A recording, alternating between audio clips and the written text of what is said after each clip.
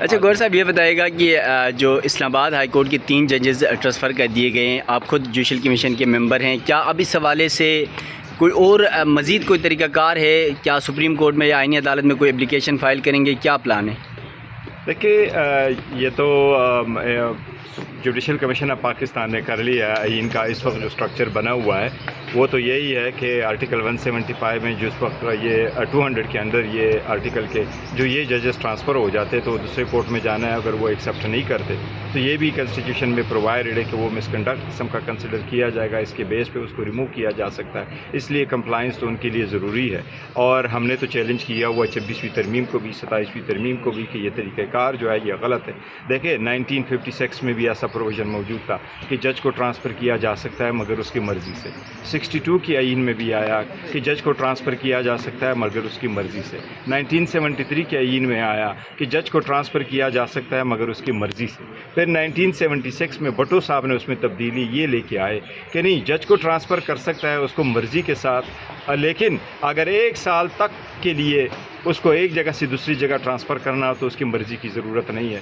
پھر ضیاء کے بعد جب یہ ضیاء کا دور آ گیا، مشرف کا دور آیا، تو ان لوگوں نے اس میں ڈال دیا کہ 2 سال کے لیے اگر آپ اس کو ٹرانسفر کرتے ہیں کسی جگہ میں تو اس کی مرضی کی ضرورت نہیں ہے. لیکن 18ویں ترمیم میں یہ متفقہ طور پر ختم ہوا تھا کہ سال کے لیے ہو، 1 ہفتے کے لیے ہو، 1 مہینے کے لیے ہو، جج کی مرضی کے ساتھ اس کا ٹرانسفر کیا جائے گا. اس کے بعد 27ویں ترمیم میں یہ نئی ترامیم لائی گئی، اس میں یہ ڈالا گیا، یہ پروسیس اڈاپٹ کیا. دیکھو ہم نے ایک پرنسپل سٹینڈ لیا ہے، اور پرنسپل سٹینڈ ہم نے یہ لیا ہے کہ ایک جج کو آپ ایک ہائی کورٹ سے دوسرے میں ہائی کورٹ میں ٹرانسفر کرتے ہو، یا وہاں سے اور ججز کو آپ لے کر کے یہ ویکنسی آپ فل کرتے ہو، اس سے ایک ویو چلا جاتا ہے پبلک میں، ان کا عدلیہ پہ اعتماد اٹھ جاتا ہے. عدلیہ میں جو ججز کام کر رہے ہوتے ہیں اس کو پھر لوگ یہ نہیں سمجھتے کہ وہ آزاد منش ججز ہے، وہ اپنے مرضی کے ساتھ کرتے ہیں، پر یہ فیل ہوتا ہے کہ اس پہ ایگزیکٹو کا پریشر ہے. ایگزیکٹو کا پریشر ہے، انٹرنل ہو ایکسٹرنل ہو، وہ دیکھنے میں نظر آتا ہو نہ آتا ہو.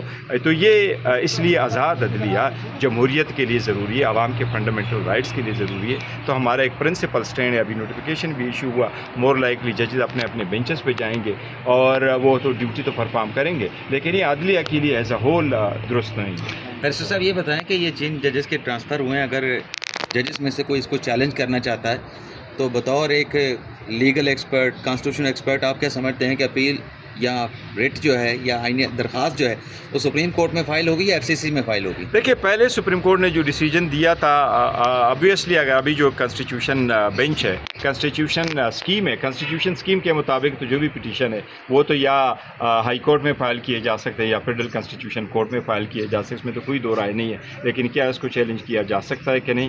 سپریم کورٹ نے ایک مرتبہ ضرور کہا تھا 18ویں ترمیم کے بعد، جس کی وجہ سے 16ویں ترمیم سے 19 ترمیم آئی تھی، اس میں سپریم کورٹ نے یہ کہا تھا جسٹیشیبل ہونے چاہیے، اور وہ جوڈیشل پارلیمنٹری کمیٹی سے ریلیٹڈ تھی، اس کے بارے میں نہیں ہے. لیکن اینی وے لا ایوال ہوتا ہے اگر وہ کوئی ہائی کورٹ میں چیلنج کرتا ہے اور ہائی کورٹ سے یہاں آ جاتا ہے. لاسٹ ٹائم جب یہ ہوا تھا تو پشاور ہائی کورٹ میں چیلنج ہوا تھا، اور پشاور ہائی کورٹ میں کمیشن نے جن کو نہ اپوائنٹ کیا تھا، بعد میں ججز نے آرڈر کر لیا تھا، اس کو سیٹ اسائڈ کر دیا تھا، تو کورٹ کے پاس جورسڈکشن ہے. سر 27ویں ترمیم آپ نے بیک گراؤنڈ دھوپ کے اگینسٹ کھڑا کیا، وہ ادھر کھڑا کر رہے ہیں سر کو دھوپ. بیرسٹر گوہر صاحب اس وقت جو ہے نا بالکل پرفیکٹ آ رہے ہیں، مجھے پتہ ہے. سہیل صاحب کا تو پوچھا ہی نہیں ہے. باقی آئینی ترمیم کے بعد یہ ججز ٹرانسفر 202 ایڈ کیا گیا، لیکن رول نہیں بنے. اس کے حوالے سے آپ جوڈیشل کمیشن دیکھیں، سب سے پہلے جوڈیشل کمیشن کو جو ہسٹری میں نے آپ کو بتائی ہے کہ یہ ہسٹری تھی 2 سال اور 1 سال. ہم نے یہ بھی بتایا، پھر میں نے تو اسپیسیفکلی ریکویسٹ کی تھی، اور بڑا فورسفل میں نے ریکویسٹ یہی کیا تھا کہ آپ نے پہلے رولز بنانے، اور میں نے ان کو ایک مثال بھی دی تھی کہ آپ کا ایک پریسیڈنٹ ہمارے پاس موجود ہے. جب 26ویں ترمیم کے بعد ججز کی اپوائنٹمنٹ کا ٹائم آیا اور ہم ججز کی اپوائنٹمنٹ پہ چلے گئے، تو اس وقت ہم نے یہ پوائنٹ اٹھایا تھا کہ جی پہلے رولز فریم کرو، اس کے بعد ججز کو لے لے. اور کمیشن نے یونانیمسلی ہماری بات کو ایکسیپٹ کیا تھا. وہ ہم نے ہی بات اٹھائی تھی اور یہ پلی لی تھی، اور کمیشن نے اس کو ایکسیپٹ کر دیا تھا. ججز کی انڈکشن، ان کی ریکوزیشن، ان کی جو ڈاکومنٹیشن ہے وہ اس کو روک لیا تھا کہ پہلے رولز فریم کرے. اس مرتبہ بھی ہم نے یہ کہا تھا کہ آپ رولز فریم کریں تاکہ اس میں یہ پتہ ہو کون اپلیکیشن سبمٹ کرے گا. کیا یہ جو ٹرانسفر کی اپلیکیشن ہے یہ چیف جسٹس کی طرف سے آئے گا، یہ صدر کی طرف से आएगा, ये जज की तरफ से खुद आएगा, इस पे बहस कौन करेगा, कौन से जज को किन सरकमस्टांसेस में हेयरिंग देनी है, कौन से ग्राउंड पे हेयरिंग देनी है, ये सारी चीज़ों की थोड़ी सी एक्सप्लेनेशन आनी चाहिए रूल्स में। कमीशन ने ये ज़रूर होल्ड किया कि आइंदा के लिए हम रूल्स फ्रेम करेंगे, लेकिन as far as these were concern उन्होंने कहा we will sir proceed. Ansar Abbasi साहब की एक खबर है कि जो जस्टिस अरबाज मोहम्मद ताहिर और जस्टिस खादिम हुसैन सोमरो हैं, इनका नाम पीपल्स पार्टी ने निकलवाया है, ट्रांसफ़र उन्होंने रोका है। तो आप लोगों ने कोशिश नहीं कि मोहसिन अख्तर कियानी साहब या समन रिफत या जो बाबर स्टार साहब हैं? देखो मुझे पीपल्स पार्टी का नहीं पता, अगर उनकी ये रिजर्वेशंस थी और उन्होंने कोशिश की है तो वो गवर्नमेंट का हिस्सा है, ये लोग आपस में करते हैं, उनके सारे वोट थे। अगर पीपल्स पार्टी ने ये कोशिश की कि 2 जज को रिकवाया है तो ऑल द मोर रीज़न कि बाकी को भी रिकवा लेते, फिर आप जग में पिक एंड चूज़ तो ना करें, इनको ट्रांसफ़र करो, मेरे वाले को रखो।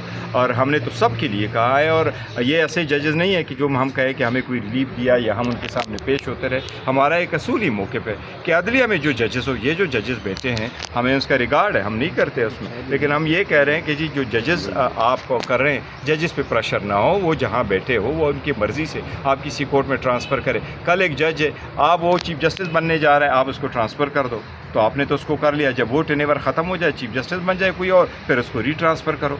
तो इसी तरीके से आपका डिस्कशन भी गलत एक्सरसाइज होगा। ये अवामी जो मफादात है उसका इशू है, और आवाम के फंडामेंटल राइट्स और जुडिशरी एक वेरी इंपॉर्टेंट अर्गन है, इस पे बड़ा सोच समझ के एक्शन लेना चाहिए था। लेकिन बाय ऑल मीन्स पहले रूल्स होने चाहिए थे ताकि जजेस भी समझते, लोगों को भी पता होता किन सर्कमस्टांसेस में और किन ग्राउंड्स पे जज जो है वो ट्रांसफ़र होगा, उसके बाद होना चाहिए। बैरिस्टर गौर साहब, ये सुहेल सुल्तान साहब का केस लगा हुआ था, काफ़ी महीनों से यहाँ पे लगा हुआ, कई समातें भी हो चुकी हैं, तो क्या समझते हैं कि अभी तक यहाँ पे फाइनल क्यों नहीं हो रहा और इसको देखिए आज सुहेल सुल्तान साहब का केस लगा, जो हमारे मैंने फोर्स स्वाद से और हमारी तो इल्तिजा थी, हम तो प्रोसीड कर रहे थे। एडिशनल अटॉर्नी जनरल की तरफ से इनकी इस्तदा आई है कि हम जवाब फाइल करना चाहें, 2 हफ्ते का उन्होंने टाइम मांगा।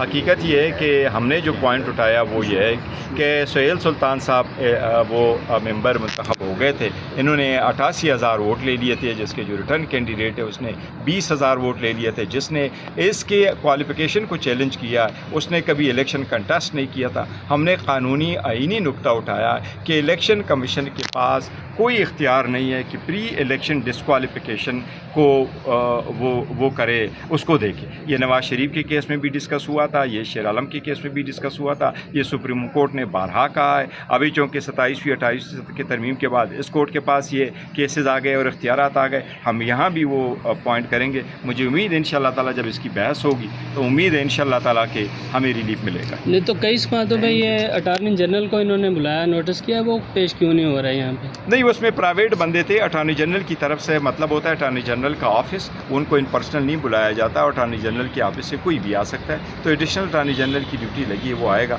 नेक्स्ट डेट पे इंशाअल्लाह ताला हियरिंग होगी। थैंक यू सर एक सवाल मुझे सिंगल से चाहिए। क्या?